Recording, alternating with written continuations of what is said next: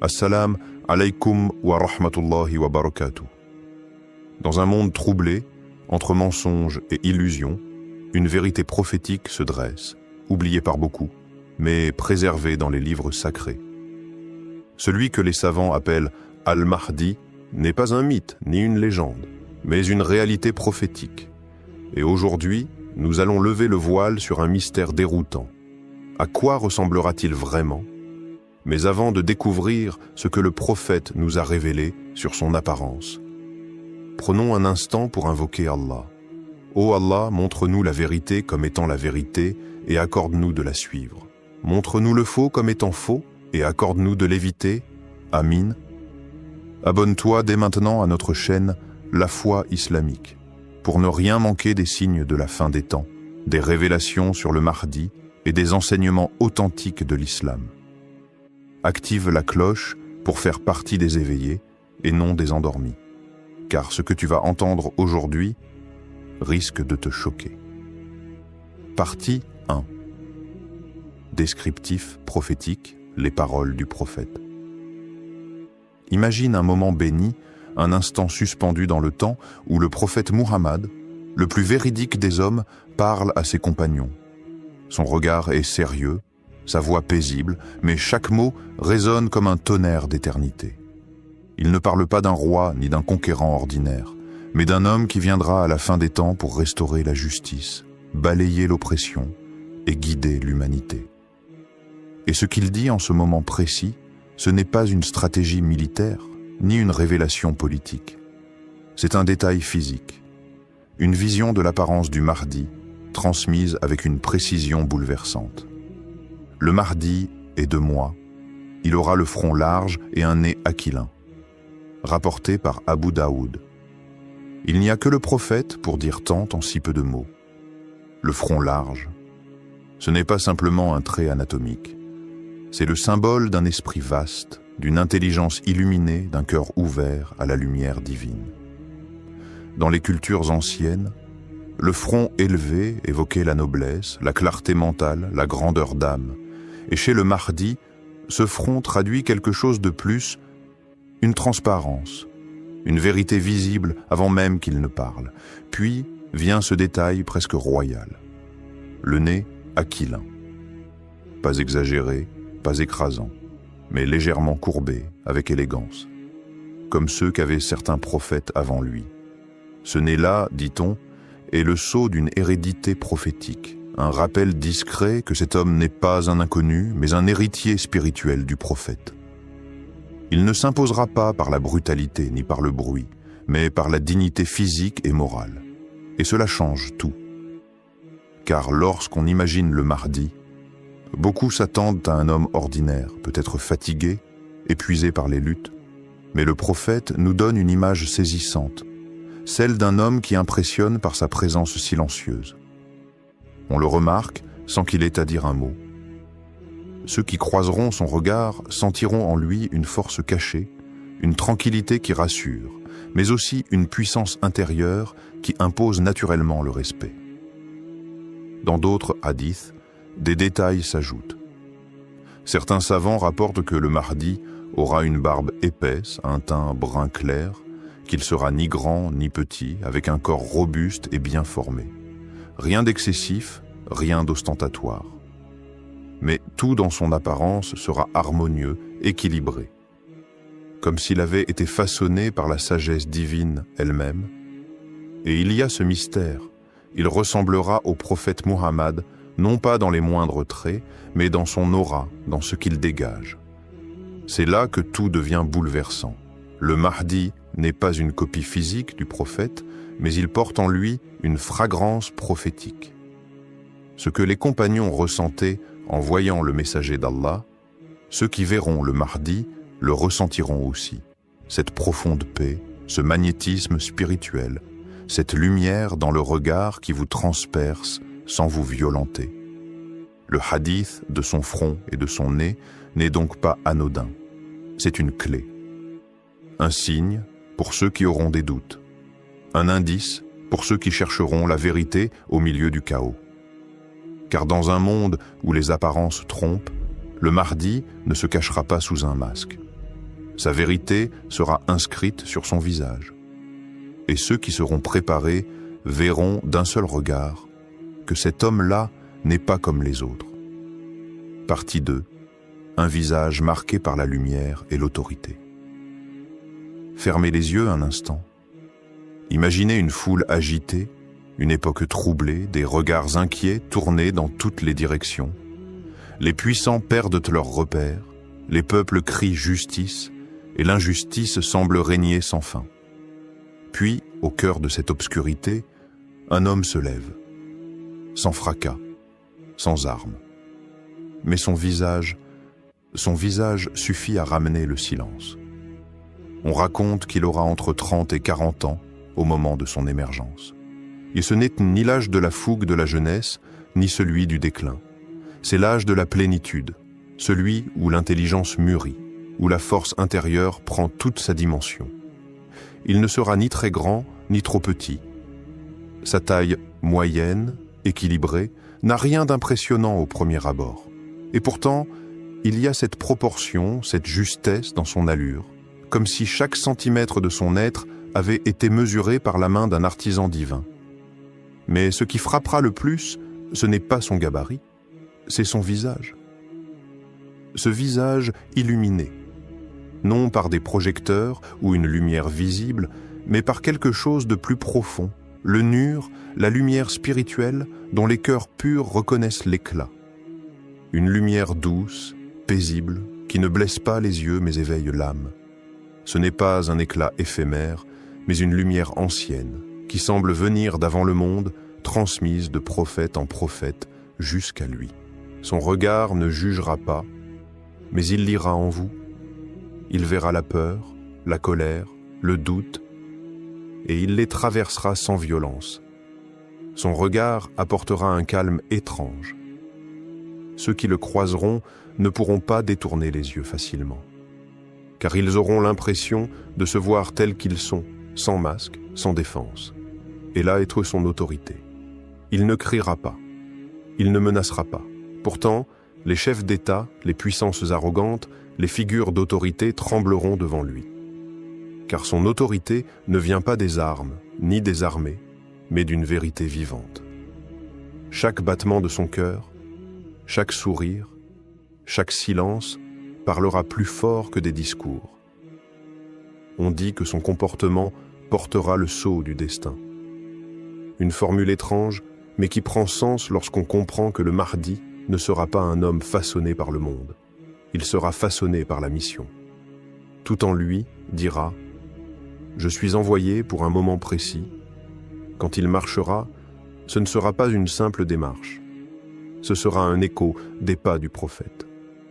Quand il parlera, ses mots auront le poids de la sincérité, cette sincérité brute qui transperce les cœurs, qui fait pleurer sans comprendre pourquoi. Le Mahdi n'aura pas besoin de convaincre. Il sera la preuve vivante, et cela suffit à transformer une époque. Les savants nous disent que son visage reflètera le sérieux, la miséricorde, la vigilance. Il ne sera ni trop sévère, ni trop doux. Il sera juste, mais cette justesse aura quelque chose d'inexprimable, car ce visage ne sera pas simplement humain. Il sera le miroir d'une époque nouvelle, celle où le vrai et le faux se sépareront clairement, comme le jour et la nuit. Partie 3. Sa ressemblance avec le prophète. Imaginez, un homme se tient debout dans une mosquée. Il est là parmi les autres. Il ne parle pas fort, il ne s'impose pas. Mais un vieil homme, au fond de la pièce, le fixe. Ses yeux sont but. Il se met à pleurer silencieusement. Pourquoi ? Parce que dans ce visage, dans cette posture, dans cette manière de marcher, il croit revoir quelque chose qu'il n'avait lu que dans les livres anciens. Une silhouette familière, une impression qui vous transperce, celle du prophète Muhammad. Les hadiths sont clairs, il me ressemblera dans le caractère, non dans l'apparence exacte. Cela pourrait suffire à combler les cœurs. Mais dans la tradition islamique, certains compagnons, certains savants ont été frappés par d'autres détails. Ils parlaient de ses yeux profonds, de sa barbe noire, de cet éclat dans le regard qui fait reculer le mensonge sans même qu'un mot ne soit prononcé. C'est là que le mystère s'épaissit. Il ne s'agit pas d'une copie physique, comme un jumeau, mais plutôt d'un écho vivant. Une continuité de lumière, le Mahdi sera comme un reflet temporel de celui que la création entière aime sans l'avoir vu. Pas dans le corps, dans l'aura, dans la démarche, dans la manière de poser le regard, dans cette délicatesse puissante que seule une éducation divine peut forger.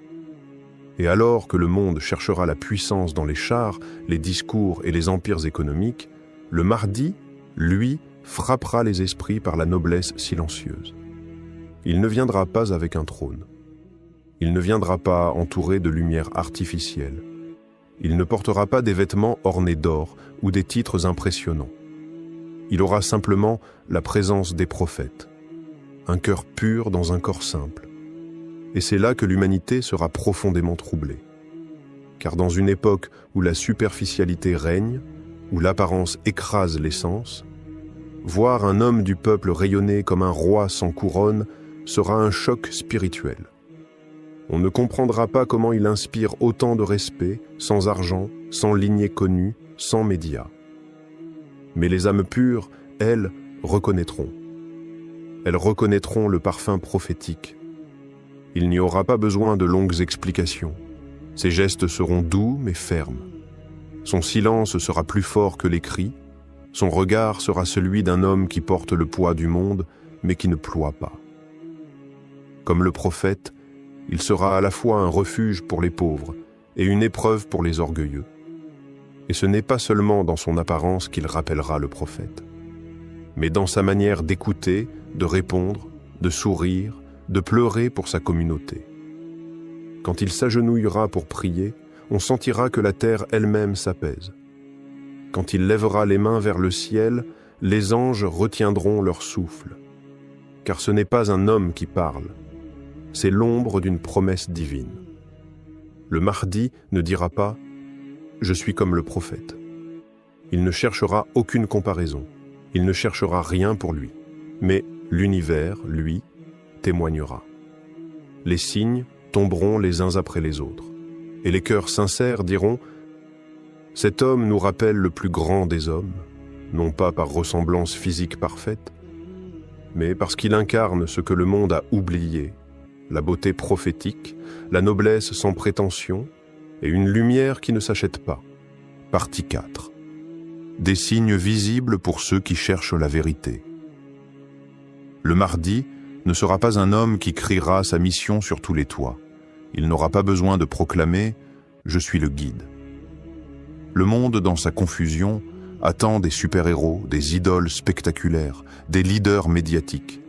Mais le Mahdi ne sera pas de ceux qui s'imposent par les projecteurs. Il s'imposera par la vérité silencieuse qu'il porte. Ce sont les croyants au cœur éveillé qui le reconnaîtront, pas par logique, pas par raisonnement complexe, mais par un frisson, un apaisement, une évidence spirituelle qui dépasse les mots, comme si l'âme murmurait doucement « c'est lui ». Des traditions rapportent qu'une voix céleste, entendue par tous les peuples dans leur propre langue, annoncera sa venue. Cette voix viendra du ciel, au-dessus de la Kaaba, et dira « Voici le Mahdi, le calife d'Allah ». À ce moment, les cœurs sincères sauront. Et ceux qui ont refusé d'entendre comprendront qu'ils ne pourront plus ignorer.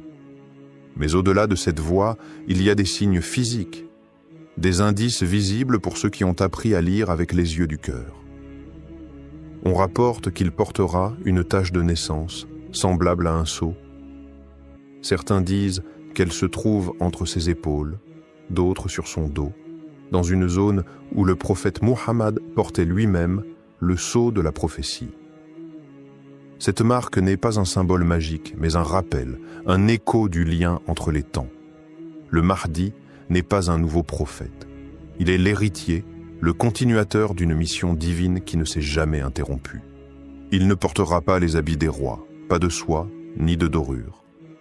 Il s'habillera avec modestie, avec des vêtements simples, parfois même usés par le temps.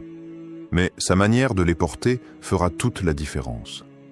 car la lumière intérieure transcendra les apparences. Un manteau de laine sur ses épaules pourra impressionner plus que les costumes des puissants.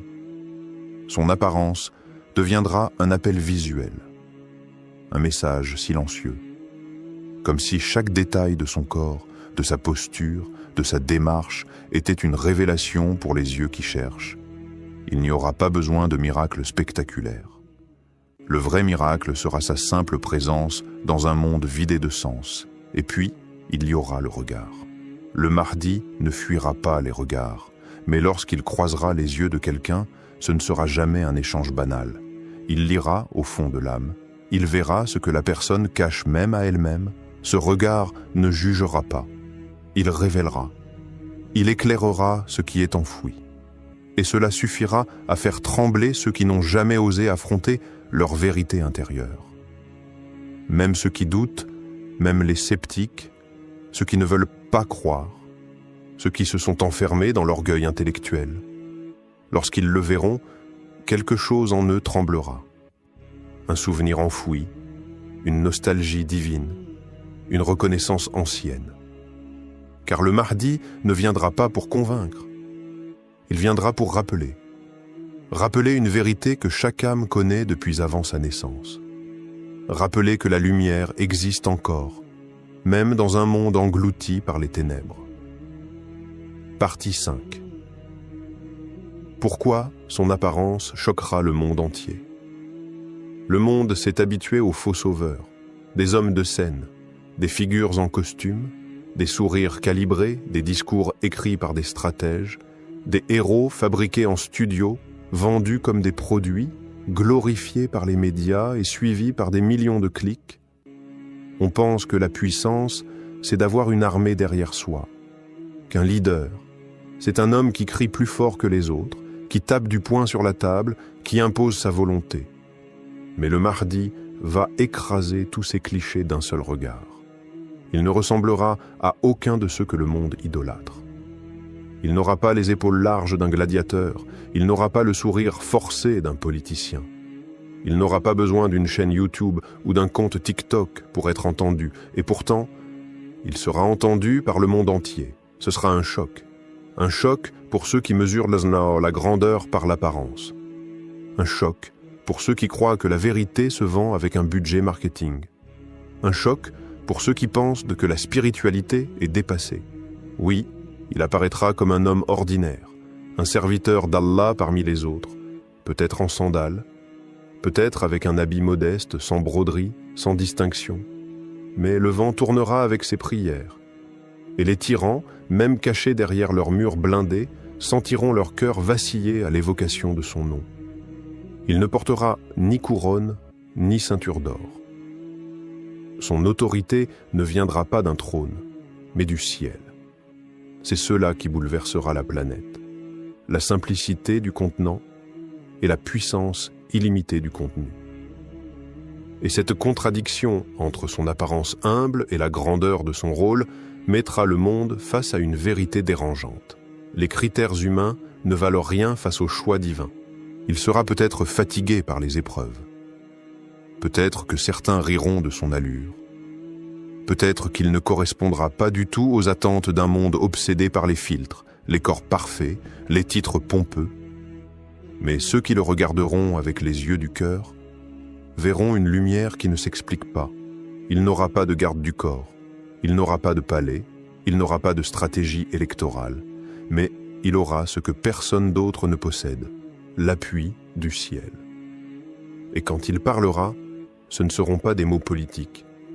Ce seront des vérités tranchantes, des rappels brûlants, des versets vivants, et c'est ce langage-là que le monde moderne a désappris à comprendre. Les puissants trembleront, non pas parce qu'il hurlera, mais parce qu'il dira la vérité, et qu'ils n'auront aucun argument pour la contredire. L'arrogance du monde sera brisée par la modestie d'un homme. Les mensonges accumulés depuis des siècles seront balayés par la sincérité d'un regard. Et cette sincérité-là, personne ne pourra la falsifier. Le choc ne viendra pas de ses habits, ni de sa barbe, ni de la taille de ses pieds ou de la coupe de son turban. Non. Le choc viendra du fait que tout ce que l'humanité attendait était sous ses yeux, mais elle ne l'a pas reconnu. Car le Mahdi ne viendra pas pour plaire, il viendra pour restaurer. Et cela, ça dérangera. Le Mahdi ne sera pas celui que les foules attendent, il sera celui que Dieu a choisi. Et son apparence, bien que décrite dans les hadiths, restera un mystère jusqu'au moment où Allah le fera émerger. Ce jour-là, beaucoup pleureront. Certains de joie, d'autres de regret. Prépare ton cœur plus que tes yeux. Car ceux qui ne verront que l'extérieur risquent de le rejeter. Mais ceux qui voient avec la lumière d'Allah sauront, dès le premier regard. Abonne-toi à la foi islamique, car d'autres vérités prophétiques arrivent. Partage cette vidéo, car la fin est proche, et les signes sont là. Mes chers frères et sœurs, aujourd'hui, c'est un moment que l'histoire retiendra. Une nouvelle bouleversante, un événement prophétique vient de frapper le cœur de la Mecque, et il pourrait bien annoncer ce que les croyants attendent depuis des siècles. Les hadiths l'ont décrit, les savants l'ont redouté, et maintenant, il est là, sous nos yeux. Avant d'entrer dans le vif du sujet, abonnez-vous à notre chaîne La Foi Islamique pour ne rater aucun signe, aucune vérité. Parce que chaque jour qui passe nous rapproche de l'inévitable. Préparez-vous, car ce que vous allez entendre va vous glacer le sang. Bismillah, walhamdulillah, wa salat wa salam ala rasulillah. Le signe, un événement mystérieux à la Mecque. Imaginez une nuit paisible à la Mecque.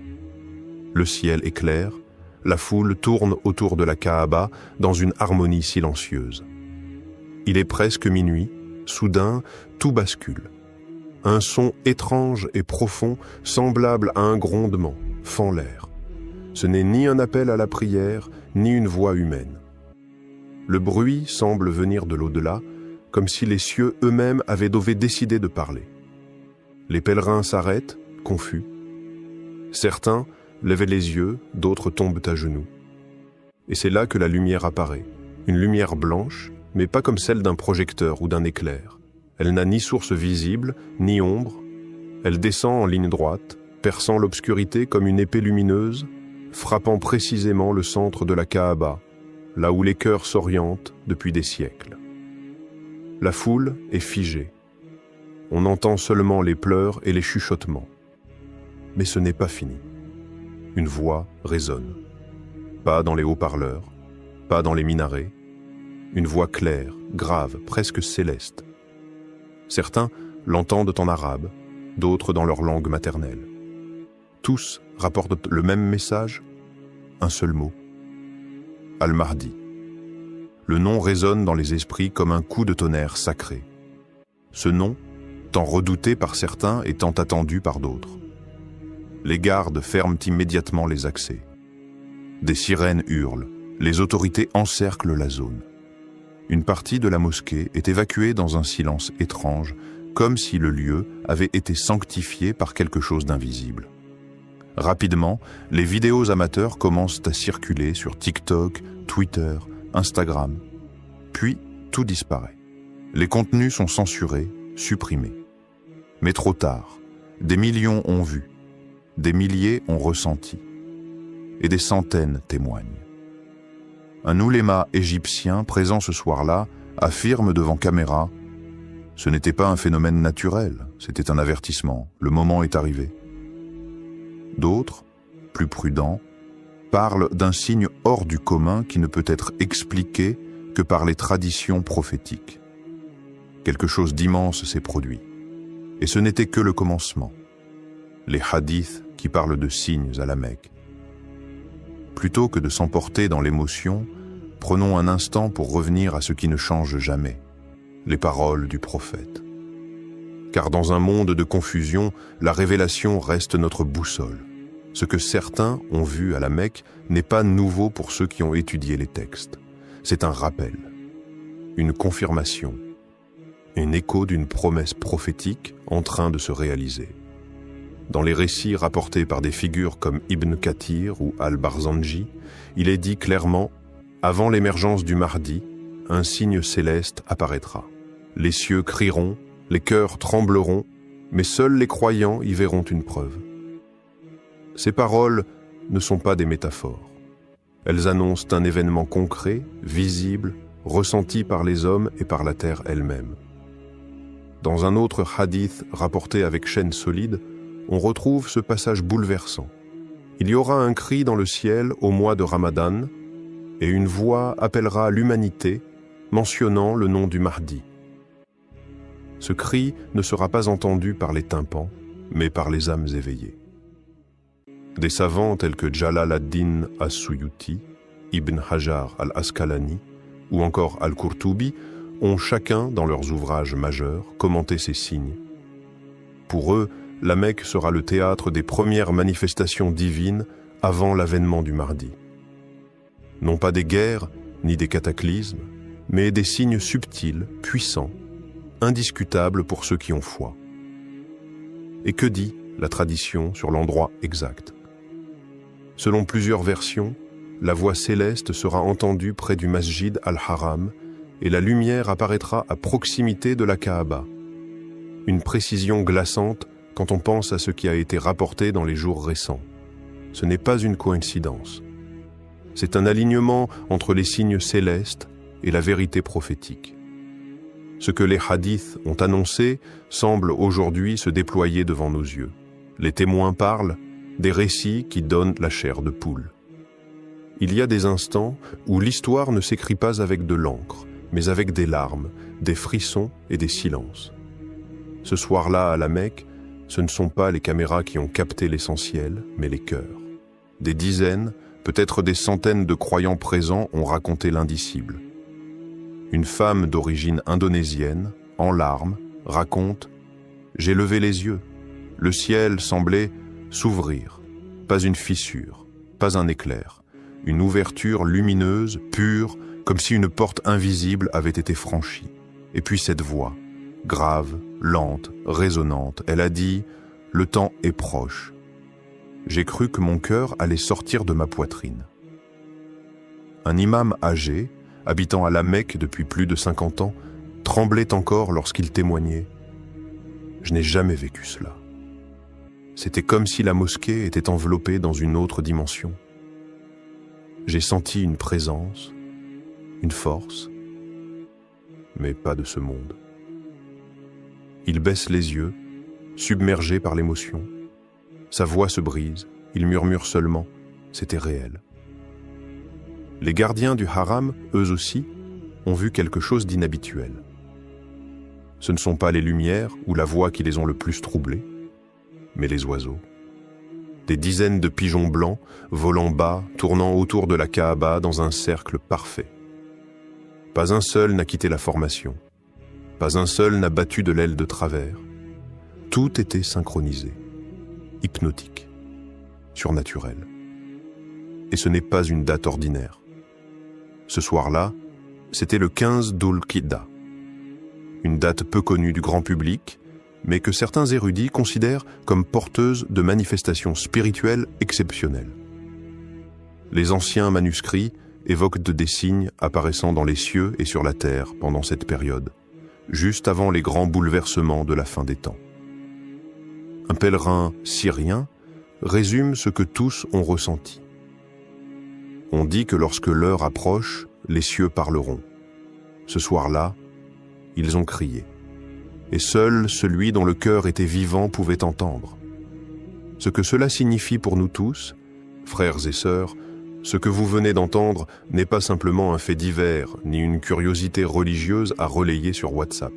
Ce n'est pas une anecdote à raconter, mais un miroir tendu par le ciel à chacun de nous pour nous poser une question fondamentale. Où en sommes-nous? Ce qui s'est produit à la Mecque, dans la ville la plus sacrée sur terre, n'est pas anodin. La lumière descendue du ciel, la voix mystérieuse, les témoins bouleversés, tout cela ne vise pas le spectacle, mais le réveil. Un réveil des cœurs endormis, de nos âmes fatiguées par le monde et ses illusions. Le prophète nous a enseigné que le Mahdi apparaîtra à la Mecque, entre le Maqam Ibrahim et la Kaaba, et que les meilleurs croyants du monde viendront le reconnaître et lui prêter serment. Mais il a aussi dit que beaucoup passeront à côté, aveuglés par leurs préoccupations, sourds à l'appel du divin. Ce signe, si ce qu'on rapporte est vrai, n'est pas destiné aux curieux ni aux insouciants. Il est destiné à ceux qui écoutent avec leur cœur, ceux qui sentent que quelque chose est en train de changer, que les heures de la dunya sont comptées, que le mensonge, la tyrannie, l'injustice atteignent un seuil prophétique. Il ne s'agit pas de paniquer, il s'agit de se purifier, revenir à Allah, déposer les fardeaux de nos péchés et se tenir debout avec sincérité, humilité, comme si l'on allait voir le mardi demain. Car peut-être que cette lumière, ce cri, ce cercle parfait d'oiseaux, était un avertissement final. Peut-être qu'Allah, dans sa miséricorde, nous a donné un dernier souffle pour nous corriger avant l'irréversible. Le Mahdi n'est pas un héros de légende. C'est une réalité spirituelle. Et lorsqu'il apparaîtra, il ne cherchera pas des spectateurs, mais des soldats de la foi, des serviteurs sincères, prêts à vivre pour la vérité et mourir pour elle. Le prochain signe sera-t-il sa baya? Il y a un frisson qui parcourt les cœurs croyants, quelque chose d'indescriptible, un sentiment ancien qui refait surface, comme si l'âme elle-même reconnaissait ce que les yeux refusent encore de croire. Le temps est-il venu? Selon les textes prophétiques, le prochain grand signe serait une voix céleste pendant le mois de Ramadan. Pas une rumeur, ni une vision, une voix réelle, puissante, universelle. Elle sera entendue par tous, dans toutes les langues, et elle prononcera le nom du Mahdi. Aucun doute, aucune confusion. Une proclamation céleste, directe, coupant court aux spéculations. Puis viendra l'armée du dément, celle qui sera envoyée pour écraser l'homme que le monde méprise encore, mais que le ciel protège. Et cette armée sera engloutie. Là, dans les sables brûlants d'un désert entre la Mecque et Médine, la terre s'ouvrira et avalera ceux qui avaient défié la promesse divine. Et ensuite, la baya, le moment redouté par les puissants et espéré par les croyants. La baya aura lieu au coin de la Kaaba, entre le Maqam Ibrahim et le coin noir, là où les générations ont prié sans savoir que ce sol verrait le serment le plus solennel de l'histoire de la fin des temps. Imaginez, des hommes justes venant de toutes les contrées, marchant de nuit, fuyant l'oppression pour rejoindre un homme qu'ils reconnaissent sans jamais l'avoir vu auparavant. Ils ne seront ni chefs de guerre, ni célébrités. Mais ils porteront en eux la lumière que d'autres ont éteinte. Et si tout cela avait déjà commencé? Et si ce qui s'est produit à la Mecque n'était pas une coïncidence, mais le premier roulement du tonnerre eschatologique? Un signal discret, mais clair, lancé aux âmes vigilantes? Nous ne sommes peut-être plus des lecteurs de prophéties, mais des acteurs du dénouement. Ce que d'autres ont étudié pendant des siècles, nous pourrions être en train de le vivre. Les signes sont là. L'échiquier est dressé. Le nom du Mahdi a peut-être déjà été prononcé. Et bientôt, quelqu'un lui prêtera serment. Le prochain signe sera-t-il sa baya? Il y a un frisson qui parcourt les cœurs croyants. Quelque chose d'indescriptible, un sentiment ancien qui refait surface. Comme si l'âme elle-même reconnaissait ce que les yeux refusent encore de croire. Le temps est-il venu? Selon les textes prophétiques, le prochain grand signe serait une voix céleste pendant le mois de Ramadan. Pas une rumeur, ni une vision, une voix réelle, puissante, universelle. Elle sera entendue par tous, dans toutes les langues, et elle prononcera le nom du Mahdi. Aucun doute, aucune confusion. Une proclamation céleste, directe, coupant court aux spéculations. Puis viendra l'armée du dément, celle qui sera envoyée pour écraser l'homme que le monde méprise encore, mais que le ciel protège. Et cette armée sera engloutie. Là, dans les sables brûlants d'un désert entre la Mecque et Médine, la terre s'ouvrira et avalera ceux qui avaient défié la promesse divine. Et ensuite, la baya. Le moment redouté par les puissants et espéré par les croyants. La baya aura lieu au coin de la Kaaba, entre le Maqam Ibrahim et le coin noir, là où les générations ont prié sans savoir que ce sol verrait le serment le plus solennel de l'histoire de la fin des temps. Imaginez.